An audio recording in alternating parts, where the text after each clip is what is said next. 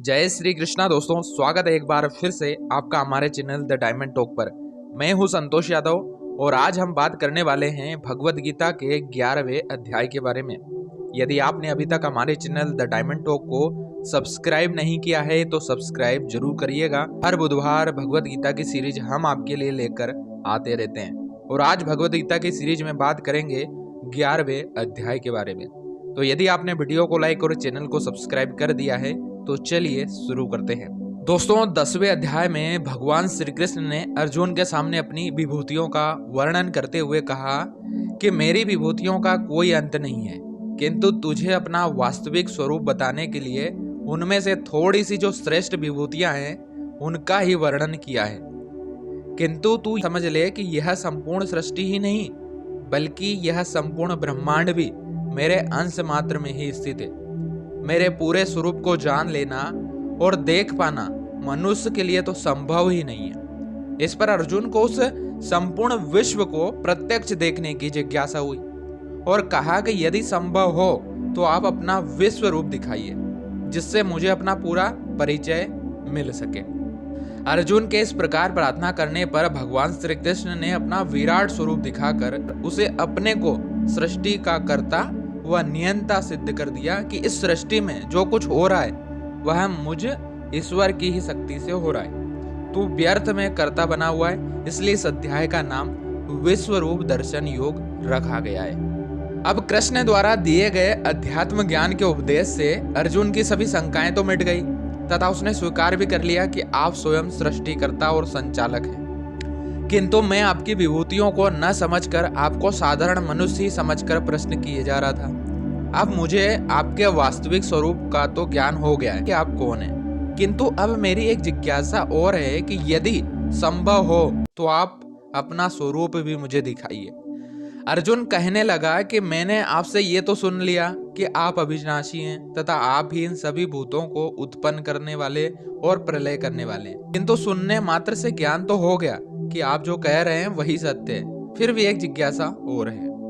कृष्ण द्वारा दिए गए वर्णन के अनुसार अर्जुन को विश्वास तो हो गया था कि कृष्ण साधारण मनुष्य नहीं है बल्कि साक्षात भगवत स्वरूप ही है जो लीलावश मनुष्य का शरीर धारण किए हुए हैं, किंतु वह उनके तेज, ऐश्वर्य, बल, ज्ञान तथा शक्ति को प्रत्यक्ष रूप से देखना चाहता था कि वे किस प्रकार इस सृष्टि की रचना और संहार करते हैं, इसका रक्षण व पोषण किस प्रकार करते हैं, वे सभी प्राणियों की अंतरात्मा कैसे हैं, वे सृष्टि के कण कण में किस प्रकार व्याप्त हैं आदि जैसा वे कहते हैं कि उनको वह प्रत्यक्ष देखने का निवेदन कर रहा है। कृष्ण ने कहा कि मैं अविनाशी हूँ तथा यह संपूर्ण जगत मेरे से ही उत्पन्न हुआ है और मेरे में ही विलीन हो जाएगा। मेरी विभूतियां अनंत है, मैं ही सृष्टि का सर्वस्व हूँ। यह सृष्टि मेरी चेतन शक्ति का ही विस्तार है जो मुझसे भिन्न नहीं है आदि अनेक बातें कही जिससे अर्जुन कृष्ण के उस वास्तविक स्वरूप को प्रत्यक्ष देखना चाहता था। देखिए, भगवान श्री कृष्ण का स्वरूप विराट है। जिन योगियों, ज्ञानियों, भक्तों ने उसके स्वरूप का वर्णन किया है वह अपने अनुभव के आधार पर ही किया है, किंतु उसके वास्तविक व पूर्ण स्वरूप को पहले देखा किसी ने भी नहीं है। उसे ये चर्म चक्षु देख भी नहीं सकते, वह देखने की वस्तु ही नहीं है। कृष्ण ने उस स्वरूप को प्रत्यक्ष दिखाना स्वीकार कर लिया जो किसी के लिए संभव नहीं है। भगवान श्री कृष्ण ने सर्वप्रथम अर्जुन को दिखाया कि तू देख कि ये अदिति के 12 आदित्य, 8 वसु, 11 रुद्र, दोनों अश्वनी कुमार, 49 मरुदगण जो इस जगत का भार संभाले हुए हैं वो सब मेरे में ही स्थित है। और भी मुझ ईश्वर के अनेक विविध रूप हैं जिनको किसी ने पहले कभी नहीं देखा, उन्हें तुझे दिखाता हूँ। कृष्ण कहने लगे कि मेरा पूरा शरीर इतना विराट है, संपूर्ण ब्रह्मांड मेरे में समाहित हो सकता है। यह सारा ब्रह्मांड मेरे शरीर का ही अंग है। यह संपूर्ण चराचर जगत जिसे तू देख रहा है वह सब मेरे शरीर के एक छोटे से भाग में ही स्थित है। इसे तू देख तथा और जो जो देखना चाहता है देख लो। ईश्वर एक विराट ऊर्जा है जिसे इन स्थूल आंखों से नहीं देखा जा सकता, वह सूक्ष्म में से भी सूक्ष्म है। जिस प्रकार एक छोटे से वट वृक्ष के बीज में विशाल वट वृक्ष की संपूर्ण सत्ता समाहित है, किंतु उसमें उस वृक्ष को देख पाना मुश्किल है। जिस प्रकार शुक्राणुओं में पूरा शरीर समाहित है, किंतु उसमें शरीर को देख पाना मुश्किल है। अर्जुन के आग्रह पर ही कृष्ण कहते हैं कि मैं तुझे दिव्य चक्षु देता हूँ, जिससे तू देख सकेगा कि मैं क्या हूँ और इस सृष्टि से मैं क्या कर रहा हूँ। अब अर्जुन ने भगवान श्री कृष्ण के विराट स्वरूप को देखा। यद्यपि श्री कृष्ण दृश्य नहीं है, किंतु जिस पर उनकी कृपा होती है उसी के सामने वे प्रकट होते हैं। वे सूक्ष्म होते हुए भी उनमें संपूर्ण ब्रह्मांड समाया हुआ है। उनके ऐसे आश्चर्यजनक रूप को उन्होंने अर्जुन को दिखाया। संजय कहने लगा कि अर्जुन को जब भगवान श्री कृष्ण ने अपना विराट स्वरूप दिखाया तो वह इतना तेजोमय था कि उसके सामने हजारों सूर्य का प्रकाश भी कम है। संजय फिर कहते हैं कि भगवान श्री कृष्ण ने अर्जुन को अपना विराट रूप दिखाया तो अर्जुन ने देखा कि उनका ये शरीर इतना विशाल है कि जिसकी कल्पना ही नहीं की जा सकती। अर्जुन ने देखा कि इस ब्रह्मांड में अनेक जगत है, किंतु वह सभी उस शरीर के एक ही स्थान पर स्थित है। अन्य स्थानों पर क्या है इसका अनुमान ही नहीं लगाया जा सकता। ईश्वर का स्वरूप इसमें भी कई गुना विशाल है। अर्जुन ईश्वर के उस विश्व रूप को देखकर आश्चर्यचकित होकर कहने लगा, आपका रूप बड़ा विचित्र है। आपका न कोई आदि है न अंत है। आपके अनंत रूप है। आपके अनेक भुजा, नेत्र, मुख, पेट है। ऐसा विचित्र रूप मैंने पहले कभी नहीं देखा। आपकी माया अपरंपार है। अर्जुन उस ईश्वर का सगुण रूप ही देख रहा था, क्योंकि उसके निर्गुण व निराकार स्वरूप का तो दृश्य ही नहीं है, वह तो केवल अनुभूति का ही विषय है। ईश्वर का यह साकार रूप ही भगवान विष्णु का रूप है, जो शंख, चक्र, गदा और पद्म धारण किए हुए हैं, तथा इसका तेज इतना अधिक है कि उसकी ओर देखना ही असंभव है। अर्जुन ने इसी का स्वरूप देखा है। कहते हैं कि कृष्ण ने जब अपना वास्तविक ईश्वरीय स्वरूप अर्जुन को दिखाया तो उसे विश्वास हो गया कि आप ही पर ब्रह्म परमात्मा हैं, जो अक्षर व अविनाशी हैं, तथा यह जगत आप ही के आश्रित है। इस अनादि धर्म के आप ही रक्षक है। मैं इसे स्वीकार करता हूँ। अर्जुन कहता है कि आप इस संपूर्ण आकाश और दिशाओं को आप ही धारण किए हुए हैं। आपका यह रूप अलौकिक ही नहीं बल्कि भयंकर भी है, जिसे देखकर तीनों लोग दुखी हो रहे हैं कि आपके सामने हमारा तो कोई अस्तित्व भी नहीं है। व्यर्थ में हम अपने आप को महान बना बैठे कि यह सृष्टि हमारे पर ही आश्रित है। आगे अर्जुन कहते हैं कि ये सभी रुद्रगण, आदित्य गण, वसु, अश्वनी कुमार, मरुदगण, पितरलोक, गंधर्व, यक्ष, राक्षस, सिद्धजन आदि सभी आपको विस्मित होकर देखते हैं। ये भी आपको नहीं समझ सके।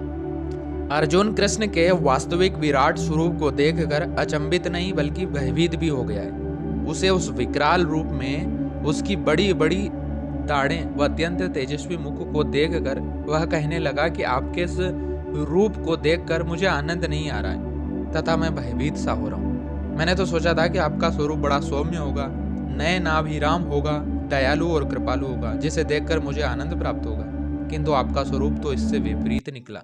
मैं आपके ऐसे स्वरूप की कल्पना भी नहीं कर रहा था।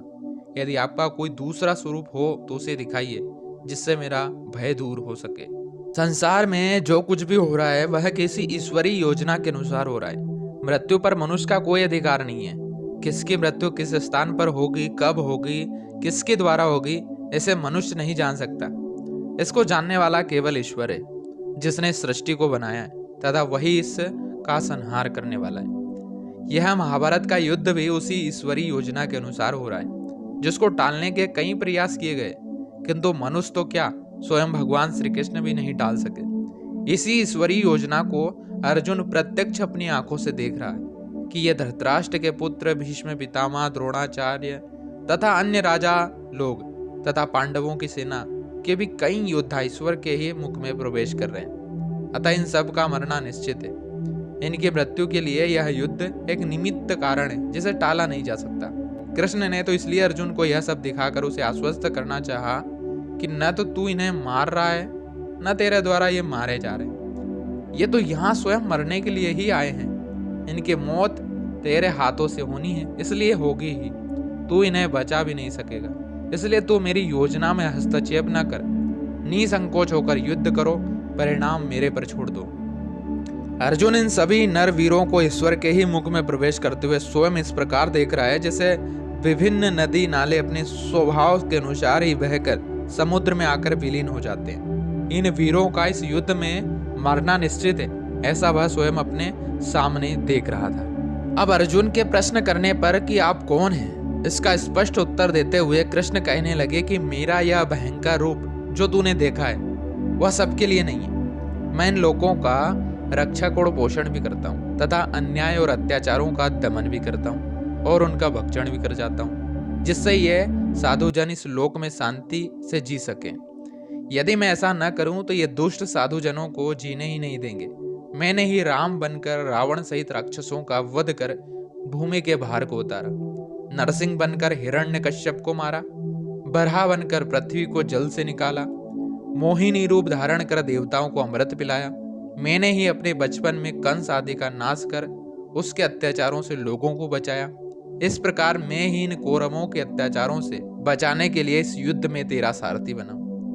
इनका विनाश निश्चित है। यदि तू युद्ध में भाग न लेकर भाग भी जाए तो भी यह युद्ध रुकेगा नहीं और होगा ही, और ये मरेंगे ही।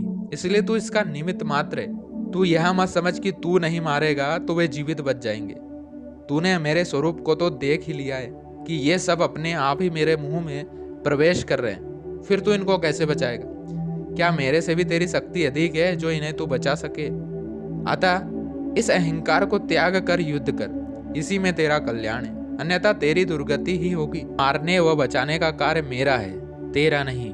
अर्जुन भगवान श्री कृष्ण को बार बार नमस्कार करता हुआ कहने लगा कि आप सृष्टिकर्ता ब्रह्मा के भी पिता हैं, जिनसे ब्रह्म की उत्पत्ति हुई है। आप ही से वायु, यमराज, अग्नि, वरुण, चंद्रमा आदि का अस्तित्व है। ये सब आप ही की शक्ति से अपना अपना कार्य संपादन कर रहे हैं। आपकी शक्ति के बिना ये सब निष्क्रिय हो जाते। श्री कृष्ण के इस चतुर्भुज रूप के दर्शन के लिए कोई भी योग्य मात्र नहीं है। कृष्ण कहते हैं कि मेरा यह रूप केवल कुछ ही के लिए शक्य है, जिनमें सर्वप्रथम वह है जो मेरा अनन्य भक्त है, जो मेरे सिवा अन्य किसी का विस्मरण व चिंतन नहीं करता। उसी के सामने मैं अपने इस प्रत्यक्ष रूप में आता हूँ। अंत में भगवान श्री कृष्ण कहते हैं कि जो मेरा अनन्य भक्त है, जो अपने सभी कर्मों को अहंकार रहित होकर मेरे कर्म समझकर करता है, जो मेरे परायण है, जिसकी सांसारिक भोगों में आसक्ति नहीं है तथा जो संपूर्ण भूत प्राणियों में बैर भाव का त्याग कर चुका है, ऐसा भक्त मुझ ईश्वर को ही प्राप्त होता है। उसका फिर पुनर्जन्म नहीं होगा। और इसी के साथ समाप्त होता है हमारा आज का 11वां अध्याय। तो दोस्तों, ये था 11वां अध्याय और उम्मीद है कि वीडियो से आपको बहुत कुछ सीखने और समझने का मौका मिला होगा। यदि वीडियो इन्फॉर्मेटिव लगा हो तो वीडियो को लाइक और चैनल को सब्सक्राइब जरूर करिएगा, क्योंकि हर बुधवार भगवद गीता की सीरीज लेकर आते हैं और प्रतिदिन अलग अलग टॉपिक पर हमारे चैनल पर वीडियो आता है। चैनल को सब्सक्राइब करिए, सपोर्ट करिए, अपना आशीर्वाद दीजिए। मिलते हैं फिर से किसी खास वीडियो में। तब तक के लिए आप सभी लोगों को जय श्री कृष्णा।